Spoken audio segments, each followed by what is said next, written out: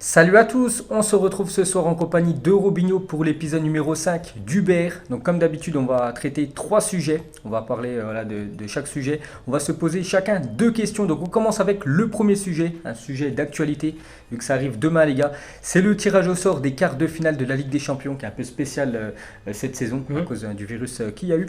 Donc on va se poser chacun deux questions. Donc je vais commencer à te poser la première question. Donc à un jour du tirage, pour toi, quel est le meilleur tirage tout simplement pour le Paris Saint-Germain? Alors déjà, il faut prendre en compte une chose, c'est que le PSG et Lyon, donc les deux équipes françaises, sont les deux seules équipes qui ont eu juste une phase de préparation et non pas des matchs, on va dire, officiels jusqu'à la reprise de cette Ligue des Champions, même si le PSG aura joué donc deux fois en coupe. On rappelle que tous les autres championnats sont allés à leur terme ou vont y aller dans les prochaines semaines. Donc il y a une chose importante aussi, c'est que le championnat allemand s'est arrêté maintenant. Donc les joueurs sont certainement en vacances, peut-être pas pour longtemps, il y en a des équipes qui vont reprendre vite, hein, comme Leipzig et Munich. Et pour moi, le meilleur tirage pour le Paris Saint-Germain, c'est le RB Leipzig, parce que j'aurais pu dire aussi l'Atalanta, parce que ces deux équipes, c'est déjà une première pour eux d'être à ce stade de la compétition, donc elles sont quand même inexpérimentées à ce stade de la compétition. Mais j'opte plus pour Leipzig, parce que tout simplement l'Atalanta va aller jusqu'au bout, donc va être en forme dans le rythme, alors que Leipzig est en vacances. Leipzig n'aura pas Timo Werner, et sur les dernières semaines de Bundesliga, on a vu une équipe de Leipzig plutôt en difficulté, souvent des matchs à domicile. Je les ai vus très en difficulté face au Borussia Dortmund. Donc des signaux un petit peu, on va dire, négatifs avant la reprise de la Ligue des Champions. Donc pour moi, ce serait Leipzig le meilleur tirage pour le Paris Saint-Germain. Ma question, qui est très simple, c'est le meilleur tirage pour l'Olympique Lyonnais. Donc le meilleur tirage pour Lyon. Donc déjà, vite fait une petite parenthèse pour revenir sur le PSG. Pourquoi pas Lyon? Un bon tirage, hein, parce que les deux clubs français peuvent se rencontrer dès les quarts de finale. Bon, après, il faut bien sûr que Lyon élimine la Juventus, et ça, bien sûr, c'est pas fait. Et pour revenir sur Lyon, le meilleur tirage pour l'OL. Donc déjà, à mon avis, si Lyon vraiment arrive à se qualifier, tout le monde va vouloir affronter Lyon. Parce que Lyon, pour moi, c'est quand même le petit poussé. S'il reste vraiment les grosses équipes européennes, donc le meilleur tirage, comme tu l'as dit, pourquoi pas le RB Leipzig ou peut-être l'Atalanta Bergame. Pour moi, c'est les deux abordables s'il faut en donner un. Pour moi aussi, ça reste aussi les Allemands du RB Leipzig, comme tu as dit.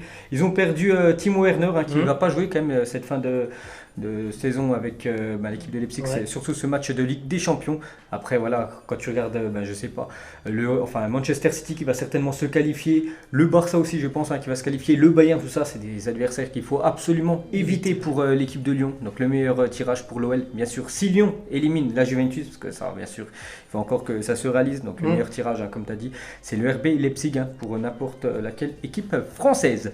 Donc une autre question pour moi, donc pour toi, le favori pour gagner cette épreuve à un jour du tirage au sort de la LDC? Moi, je reste sur ce que je dis déjà depuis quelques temps. C'est le Bayern Munich pour moi qui est très impressionnant depuis que le football a repris. Très impressionnant sur cette année 2020 avec l'arrivée d'Hansi Flick. Après, comme on vient d'en parler avec le RB Leipzig, il y a ses vacances. Est-ce que ça va un petit peu modifier le rythme du Bayern, hein? Parce que je pense que il y aura 2-3 semaines de vacances pour les joueurs, puis ils vont revenir notamment du côté de Munich pour préparer peut-être en 2-3 semaines donc le retour à la Ligue des Champions. Mais ça fait quand même un gros arrêt de 3 semaines sur cette fin d'année, alors que tous les autres vont aller au bout. Mais à l'heure actuelle, pour moi, c'est le Bayern Munich. Et sinon, franchement, entre le Real Madrid et Manchester City, je trouve que c'est plutôt intéressant ce qu'on voit sur la reprise du football. Donc évidemment, l'avantage est donné à City, qui s'était quand même imposé 2-1 au match aller. Donc pour moi, ce sont ces deux équipes-là. Je ne donne pas le Barça dans mes favoris pour la Ligue des Champions. Et le PSG, non, tu ne vois pas? Non, toujours pas le PSG non plus. On va terminer avec cette question pour moi. Quelles sont les équipes qui seront prêtes pour cette reprise de la Coupe d'Europe?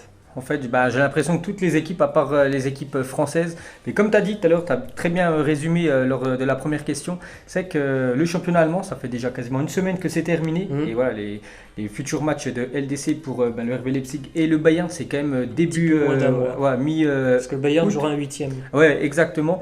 Donc ça fait quasiment un mois sans jouer. Donc ils ont quasiment la même préparation que le Paris Saint-Germain, parce qu'un mois sans jouer, c'est quand même quasiment une grosse coupure. Et ils ne sont pas arrêtés 3 mois. Ouais, ils ne sont pas arrêtés, c'est vrai que 3 mois. Donc Donc après, voilà, toutes les équipes bien sûr vont être prêtes. Le Real Madrid là, qui est en ultra forme, les gars, avec le préparateur physique de l'équipe de France, qui a repris le Real Madrid, eux ils sont vraiment boostés. Je pense qu'il va aussi très bien les préparer pour ce match retour du côté de City. Donc voilà, il y a pas mal d'équipes quand même qui vont être prêtes maintenant. Moi surtout, ce qui m'intéresse, c'est l'équipe du Paris Saint-Germain et peut-être aussi l'équipe de Lyon. Bon, Lyon quand même, c'est compliqué parce que la Juventus, ça enchaîne quasiment tous les 3 jours un match. Lyon là, ça fait bon, si ils ont fait un match amical contre Nice, mais ça va être compliqué quand même pour l'OM, mais surtout pour le Paris Saint-Germain. Il va vraiment falloir se mettre absolument dans le rythme parce que le PSG, vraiment l'objectif, c'est gagner la Ligue des Champions. Pourquoi pas cette année, vraiment avec cette formule, ça peut être bénéfique pour le PSG. Mais il va falloir absolument faire des matchs amicaux, mais avec de l'intensité. Peut-être les finales, en espérant qu'elles soient un petit peu disputées. Cette finale de la Coupe de la Ligue et finale de Coupe de France. Lyon aussi, ça pourrait mettre un peu dans le rythme. Mais voilà, quand tu me dis quelles équipes vont être prêtes pour ces Ligues des Champions, tout simplement, je te dis toutes les équipes, à part les équipes françaises. Donc on passe au deuxième sujet, les gars. Donc on va passer à un joueur qu'on connaît très bien en Ligue 1, bien sûr, c'est Neymar. Et je te pose la première question sur le joueur brésilien. Est-ce que c'est la dernière saison de Neymar au PSG, tout simplement? Oui, moi je pense que c'est la dernière saison de Neymar du côté de Paris. Il y a déjà longtemps qu'il y a toutes ces rumeurs autour de Neymar. Ça fait plus d'un an, voire un an et demi, parce que à peine quand il est arrivé, il y a déjà eu beaucoup de rumeurs quelques semaines après son arrivée du côté de Paris. Il commence à prendre de l'âge aussi, Neymar. Donc si il veut changer de club, il ne faut pas non plus attendre les 30 ou 31 ans. Il n'en est pas encore tout à fait là, mais je pense qu'il l'a montré à maintes et maintes reprises qu'il voulait retourner vraisemblablement en Espagne. Et pour moi, il n'y avait pas eu le Covid cette année, il serait peut-être déjà plus à Paris. Donc on avait bien compris l'année dernière que le PSG avait dit non au Barça parce que le Barça n'était pas capable financièrement. Cette année, ça sera exactement pareil, ils ne sont pas capables financièrement. Peut-être que l'année prochaine, ils seront capables. Et certainement que Neymar, pour moi, l'année prochaine, il ne sera plus là du côté de Paris dans un an. Donc je pense qu'on va le voir cette dernière fois cette année en Ligue des Champions avec le PSG sur cette période-là de Ligue des Champions au mois d'août. Et puis donc l'année prochaine, dernière Ligue des Champions, je pense vraiment pour lui du côté de Paris. On continue avec une autre question donc, sur Neymar. Est-ce que le Paris Saint-Germain pour les années à venir donc, doit miser plutôt sur Mbappé ou Neymar? Donc comme tu as dit, tu sens toi le départ de Neymar, même si moi je le vois encore continuer au moins un an, jusqu'en 2021 quand même, Neymar avec l'équipe du PSG. Ça m'étonnerait quand même qu'il parte. Après on ne sait jamais dans le foot, bien sûr. Tout peut arriver très vite, mais entre les deux, bien sûr. Moi je compte plus sur Mbappé déjà qui est plus jeune bien sûr que Neymar. Il a un sacré potentiel, le joueur français, donc le Paris Saint-Germain en plus c'est un joueur français. Le PSG Paris c'est la capitale de la France, donc ce serait bien que Mbappé prolonge et surtout continue encore quelques années avec cette équipe parisienne et pourquoi pas essayer de remporter une première Ligue des Champions avec le club. Donc le PSG doit-il miser sur Mbappé ou Neymar? Donc je te dis tout simplement Mbappé qui est un peu plus fiable que le joueur brésilien. Ensuite, si le PSG gagne la Ligue des Champions, pour toi, est-ce que Neymar ou Mbappé, bien sûr, peuvent gagner tout simplement ce ballon d'or? Je pense, parce qu'on en a déjà parlé à maintes et maintes reprises, mais il est évident que la Ligue des Champions va certainement donner beaucoup de points dans l'obtention du Ballon d'Or. Exact. Alors même si ça se joue sur 2 semaines, même s'il n'y a que 3 matchs au final, peut-être pour le PSG, il y aura 3 matchs, 3 victoires, donc ils seront champions. Je pense que ça va donner beaucoup de points donc pour le Ballon d'Or au mois de décembre. Après, reste à savoir quels seront les matchs réalisés par Neymar ou Mbappé, mais ça restera, si jamais ils gagnent la Ligue des Champions, des candidats potentiels. Après, j'oublie pas Robert Lewandowski, même si jamais le Bayern ne va que en demi, ou si par exemple ils perdent en finale, je suis persuadé que même s'ils perdaient en finale, ils seraient capables de le remporter cette année, tellement l'année fut incroyable pour Robert Lewandowski. Après oui, évidemment, si tu gagnes la Ligue des Champions, il y a quand même de grandes chances cette année que tu remportes le Ballon d'Or, donc forcément pour Mbappé ou Neymar, il n'y en aura pas d'autres du côté de Paris qui pourraient remporter le Ballon d'Or. Et on va terminer donc avec la dernière question sur Neymar au Paris Saint-Germain. Est-ce qu'il est vraiment du côté de Paris pour l'argent? On a entendu cette semaine Juninho envoyer un petit pic, il a dit tout simplement que du côté des joueurs brésiliens, si on vient à Paris, c'est surtout pour l'argent, pas forcément pour le projet sportif. Donc bien sûr, je l'ai vu cette déclaration de Juninho et je valide qu'elle m'a 100%. Par exemple en 2017 quand il a quitté cette équipe du Barça pour rejoindre le PSG, par exemple il aurait touché le même salaire au PSG que ce qu'il touchait au Barça. Je pense jamais il serait venu du côté du Paris Saint-Germain. Vraiment, voilà, la priorité pour Neymar, voilà, c'est de gagner de l'argent. Après, bien sûr, il a le droit. Et bien sûr, en venant au PSG, son salaire a été doublé. Et voilà, quand tu me demandes s'il est venu pour l'argent, je te dis oui, quand même en priorité. Parce que voilà, la Ligue 1, c'est quand même pas ouf. Le championnat, surtout que le PSG, ça galère à chaque fois en Coupe d'Europe. On voit bien les pour dernières. attirer les joueurs, il faut. Voilà, pas le choix. Pour attirer les joueurs, c'est un peu comme en Chine. Il faut proposer des très gros salaires. Et voilà, Neymar est au PSG pour l'argent. Voilà, je dis oui, il n'est pas venu quand même pour le maillot. Mais quand même, il fait quand même 3 bonnes saisons. Quand même, Neymar, malgré les blessures, ça reste comme un joueur, bien sûr, de classe mondiale. Et on va terminer avec le troisième sujet. L'équipe du Real Madrid en sujet. Donc on va commencer tout simplement, je te pose ma première question. Est-ce que c'est le sacre tout simplement cette saison du Real Madrid en Liga? Ouais, pour moi c'est le sacre, hein. On en a parlé aussi déjà depuis quelques semaines. La donne elle a changé depuis cette période post-Covid avec notamment, tu l'as dit, le préparateur physique qui fait un travail exceptionnel parce qu'il faut enchaîner les matchs tous les 3 jours et qu'on voit bien à chaque match de Liga que le Real Madrid est au-dessus déjà physiquement de son adversaire. Et après dans le jeu c'est pas flamboyant ce que fait le Real, souvent voilà, c'est du 1-0, on l'a vu ces dernières semaines avec Ramos sur penalty, donc c'est pas flamboyant, mais par contre physiquement, défensivement, ce qui peut te faire gagner des titres, c'est parfait du côté de Madrid. Ça encaisse quasiment pas de but depuis la reprise du foot, je crois que c'est 2 buts encaissés. Donc oui, ils seront champions. En plus de ça, le calendrier, voilà, les gros adversaires, ils sont passés pour le Real. C'était le dernier test, c'était à Bilbao le week-end dernier. Donc pour moi, oui, le Real sera champion cette année en Liga. On continue donc sur le Real Madrid, le match de Ligue des Champions dans un petit peu moins d'un mois maintenant. Exact. Match retour face à Manchester City. Alors on ne sait pas où ça sera joué, mais est-ce que les Citizens doivent avoir peur maintenant du Real? Parce qu'il y a 4 mois, lors du match aller, c'était pas vraiment le même Real.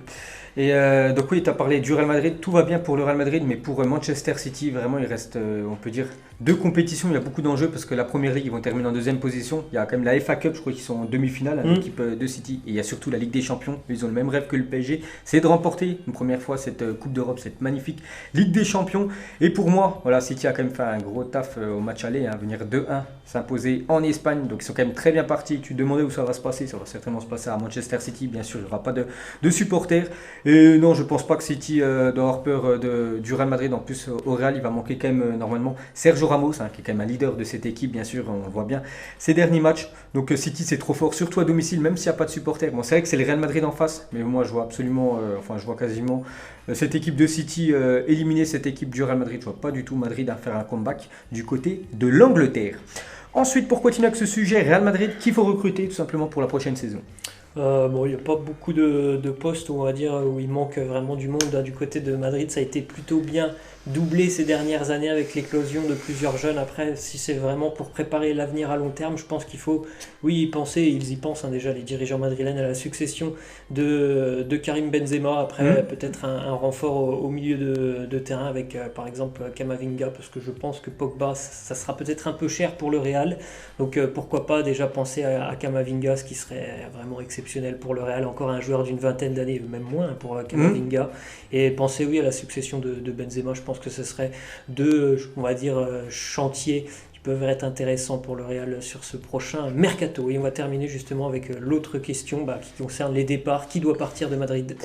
Donc je vois déjà un joueur, peut-être même 2, Gareth Bale. Gareth Bale, c'est quasiment, je crois, 17 millions. Je crois que c'est le salaire le plus gros du Real Madrid, puis il joue quasiment jamais. Voilà, Gareth Bale, il faut absolument qu'il quitte le club. Bon, lui, il a un contrat jusqu'en 2022, c'est pour ça qu'il veut continuer au Real Madrid. Il s'en fiche qu'il joue pas, lui. Voilà, le foot, je crois, c'est secondaire pour lui. Il l'avait dit, le golf en priorité, ensuite le Pays de Galles et le football.